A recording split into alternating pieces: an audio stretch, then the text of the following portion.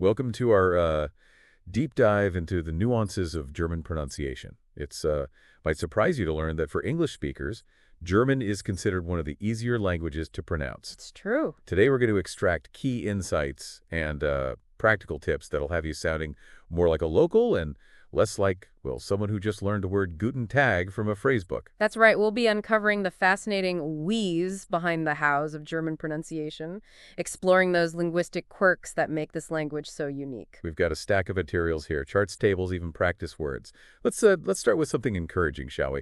One of the first things you'll notice when you start learning German is the abundance of cognates. Yeah, these are words that look and sound similar in both German and English, Right. like nature for nature or music for music. You'll find them everywhere, and they can be a real confidence booster for new learners. It's amazing how, just by glancing at the cognates in context chart, I can already understand basic German sentences. Yeah, Andreas gewinnt einen Preis. Andreas wins a prize. Wir lieben die Natur. We love nature. It's almost like cheating. that's the beauty of cognates. They provide a familiar entry point into the language. But remember, even with cognates, it's essential to practice speaking aloud. It solidifies your understanding and helps you internalize those sounds. Speaking of familiar territory, the German alphabet is another area where you'll feel right at home. It's almost identical to the English alphabet with one key exception. That exception is the is, often called a zet or sharp S. Right. It looks a bit like a capital B, but it represents a unique sound similar to a double S in English. You'll find it in words like heißen, meaning to be called süß for sweet, and weiß, meaning white. I've always been curious about those little dots that appear over some German vowels, the umlauts. They look pretty, but I imagine they change the pronunciation quite a bit. Umlauts aren't just decorative. They represent a fascinating historical shift in vowel pronunciation.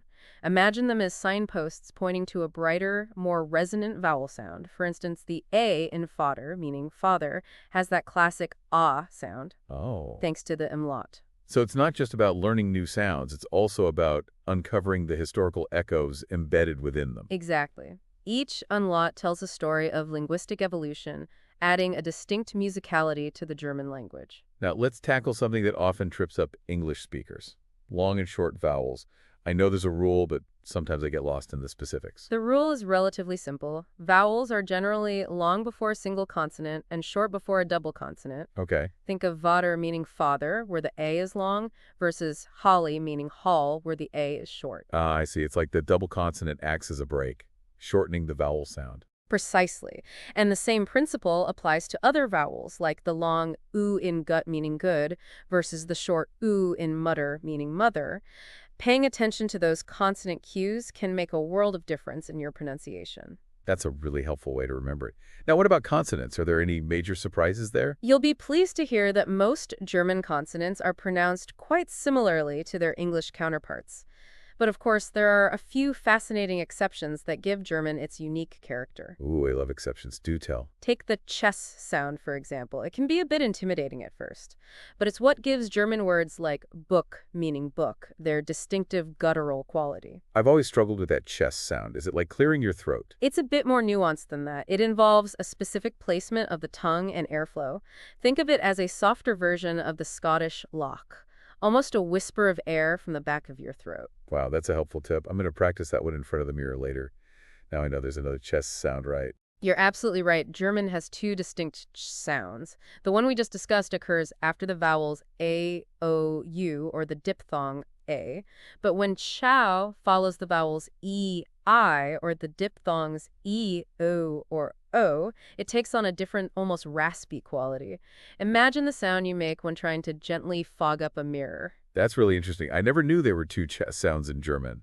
It makes you realize how much depth there is to mastering a language's pronunciation. Absolutely. It's like uncovering a hidden code where each sound has its own specific place and purpose. I can't wait to learn more about these fascinating pronunciation quirks. But before we go too far down the rabbit hole, let's address a few more fundamental consonants. Okay. What about G and J? The G in German is generally softer than its English counterpart. For instance, in the word gut, meaning good, the G is almost whispered. And the J, as in jaw for yes, sounds like the Y in the English word yes. So it's all about paying attention to those subtle shifts in sound, even with seemingly familiar consonants. Precisely.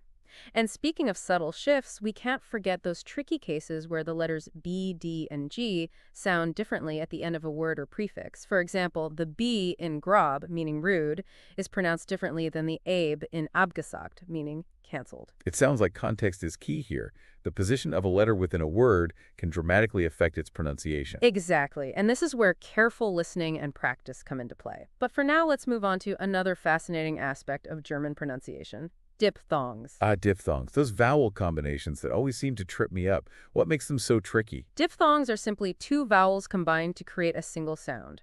German has a few that are quite distinct and can sound unfamiliar to English speakers. For example, A as in house, meaning house, EU as in Fräulein, meaning young woman, and A, which sounds the same as A as in klein, meaning small. I see. So it's not about pronouncing each vowel separately, but blending them together to create a new sound. Exactly. And mastering these diphthongs is crucial for achieving that authentic German flow. But it's not just about diphthongs. German also has some powerful consonant combinations that create unique sounds. Okay, I'm ready for the challenge. Give me some examples. Think of combinations like titch, as in itch, meaning eye, as in Schul for school, six, as in sport for sport, and stest, as in stark, meaning strong. These combinations, when pronounced correctly, add a certain firmness and precision to the German language. It's fascinating how these letter combinations can create such distinct sounds.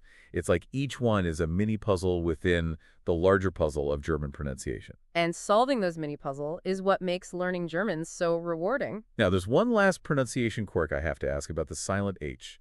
It seems to pop up in the most unexpected places, and I never know when to pronounce it or not. Ah, the silent H. It's one of those fascinating linguistic remnants that add a layer of complexity to German pronunciation. The general rule is that when H directly follows a vowel, it's usually silent, like in the word gehen, meaning to go. So it's not pronounced gehen, but rather gehen. Precisely. The H modifies the preceding vowel, lengthening it and giving it a slightly different quality. It's like a hidden code waiting to be deciphered. It sounds like the silent H is a bit of a trickster, lurking in the background and shaping the sound of the word without making itself heard. Exactly. And understanding its role is crucial for achieving that authentic German pronunciation. Well, let's leave that intriguing mystery for part 2 of our deep dive. I can't wait. Now, how about we put all this newfound knowledge into practice with some practice words? Excellent idea. Let's select a few words that showcase the sounds and rules we've discussed so far. Are you ready to give them a try? Absolutely. Bring on the challenge. All right, let's pick up where we left off, diving deeper into this intriguing world of German pronunciation. I'm ready to tackle those silent H's. Excellent. It's fascinating how these silent letters can have such a significant impact on pronunciation. As we were saying before, when an H directly follows a vowel, it's usually silent, like in Zane, meaning to see, pronounced Zayn, not Sehen. I see. The H acts like a stagehand, quietly guiding the pronunciation without taking the spotlight. But it makes you wonder, why is it even there? That's a great question. It reflects the evolution of the German language. In earlier forms of German, that H was actually pronounced. Over time, its sound faded, but its presence continues to influence the length and quality of the preceding vowel. It's like a linguistic fossil reminding of the language's journey through time. Precisely. And it's not just a random occurrence. The silent H follows a pattern, often appearing after the vowels E and A. Words like fahren, to drive, pronounced fahren, and lehren, to teach, pronounced lehren, exemplify this. So it's not just about memorizing individual words, but also understanding the underlying patterns and principles that govern German pronunciation. Absolutely. Recognizing these patterns can significantly enhance your pronunciation skills and make the learning process more intuitive. Now let's put this into practice. How would you pronounce the word stehen, meaning to stand? Okay, let me think. Applying the rule, I'd say it's stehen, not stan. Excellent. You're getting the hang of it. I have to admit, it's quite satisfying to finally crack the code of the silent H. And that feeling of accomplishment is what makes language learning so rewarding. But let's not get ahead of ourselves. There are a few more pronunciation quirks we need to explore. One common stumbling block for English speakers is the pronunciation of the letters B, B, and G at the end of a word or prefix. Oh, right. I've noticed that sometimes they sound a bit different than I expect. What's the rule there? In these positions, they often sound like their unvoiced counterparts, P, T, and K, respectively. For example, build, meaning picture, sounds more like built than build. So it's almost like they lose their voice at the end of a word or prefix. That's a great way to think about it. It's another example of how the position of a letter within a word can influence its pronunciation. It's making me realize how much attention to detail is required for accurate German pronunciation. You're absolutely right. But that attention to detail is what gives the German language its precision and clarity. Now, what about the letter combination IE? I've seen it pronounced in different ways. Is there a rule to follow? While IE often represents a long E sound, as in viel, meaning much, there are cases where it's pronounced more like a long E, as in lieb, meaning love. So context is key once again. We can't just rely on memorizing sounds in isolation. We need to consider the specific word and its meaning. Precisely. And a good dictionary or language learning app can be invaluable in these situations, providing audio examples and phonetic transcriptions to guide your pronunciation. Speaking of guidance, what advice would you give to our listeners who are feeling a bit overwhelmed by all these pronunciation rules and exceptions? The most important thing is to not be afraid to make mistakes. Everyone stumbles when learning a new language. Embrace the challenge, listen attentively to native speakers, and practice consistently. It's so easy to get caught up in trying to be perfect, but I suppose making mistakes is part of the learning process. Exactly. Every mistake is an opportunity to learn and improve. And remember, even native German speakers have regional accents and variations in pronunciation. Oh, that's reassuring. I always thought there was one correct way to pronounce everything. Language is a living, breathing thing. It evolves and adapts over time, influenced by geography, culture, and social trends. So it's not about striving for some unattainable standard of perfection, but rather about finding a pronunciation style that feels comfortable and natural. Exactly. And the more you immerse yourself in the German language through music, films, and conversations, the more you'll develop an ear for those subtle variations and nuances. Now let's get back to our practice words. Are there any that specifically target those tricky B, E, and G sounds we talked about earlier? Absolutely. How about the word abgesagt, meaning canceled?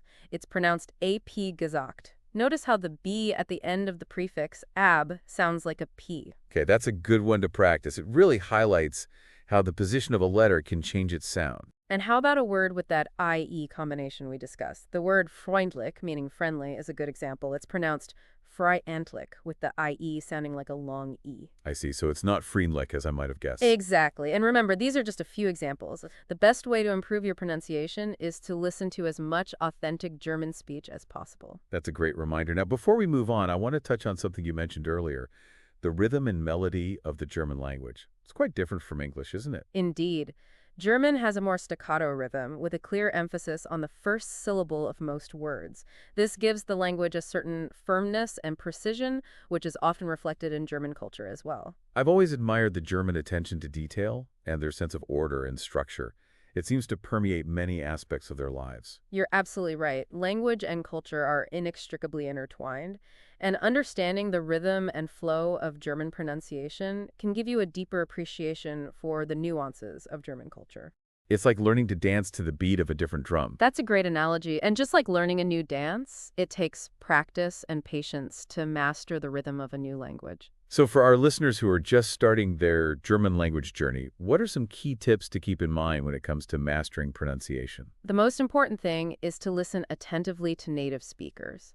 Pay attention to how they stress syllables, the intonation of their sentences, and the overall flow of their speech. And don't be afraid to imitate. Even if it feels a bit silly at first, mimicking native speakers can help you internalize the sounds and rhythms of the language. Absolutely. And remember, practice makes perfect. The more you speak German, the more comfortable and confident you'll become with its pronunciation. Now, I think we're ready to delve into some more challenging practice words, wouldn't you say? I agree. Let's see what we have on our list. Okay, I'm ready for those challenging practice words. Let's put my pronunciation skills to the test. All right, let's start with Zucker, meaning sugar. It's pronounced T-S-Oker. Notice that sharp T-S sound at the beginning? T.S. Oker. Got it. I could already taste the apfelstrudel. Excellent. Now, how about a longer word, quality, meaning quality, pronounced K-V-A-H-Litate, with the emphasis on the final syllable? K-V-A-H-Litate. That one feels very satisfying to say. The emphasis at the end gives it a certain authority. You're catching on quickly. Now, for a word with that tricky chis sound we talked about earlier, wichtig, meaning important, it's pronounced wichtig, with that raspy chich at the end. Wichtig. Okay. I think I'm starting to get a feel for the different chish sounds. That's great to hear. Remember, practice is key. The more you experiment with these sounds, the more confident you'll become. While we've been focusing on the technicalities of pronunciation, I think it's important to remember that the ultimate goal is communication. Even if you don't pronounce every word perfectly, as long as you can make yourself understood, you're succeeding. That's a crucial point. Don't let the fear of making mistakes hold you back. Language is about connecting with others, expressing yourself, and experiencing the world in a new way. It's like learning to dance. You don't have to be a professional to enjoy the music and move to the rhythm. Exactly. Embrace the imperfections, have fun with the language, and allow yourself to make mistakes. That's how you truly learn and grow. So for our listeners who are feeling inspired to delve deeper into the world of German pronunciation, what resources would you recommend? Online dictionaries and pronunciation guides are fantastic resources. Forvo, for example, allows you to listen to native speakers pronounce various words and phrases. And don't forget language learning apps. Duolingo and Babbel offer interactive exercises and feedback, making pronunciation practice engaging and accessible. And of course, nothing beats immersing yourself in the language. Watch German films and TV shows, listen to German music, and find opportunities to converse with native speakers. It's amazing how even just listening to the language passively can improve your pronunciation over time.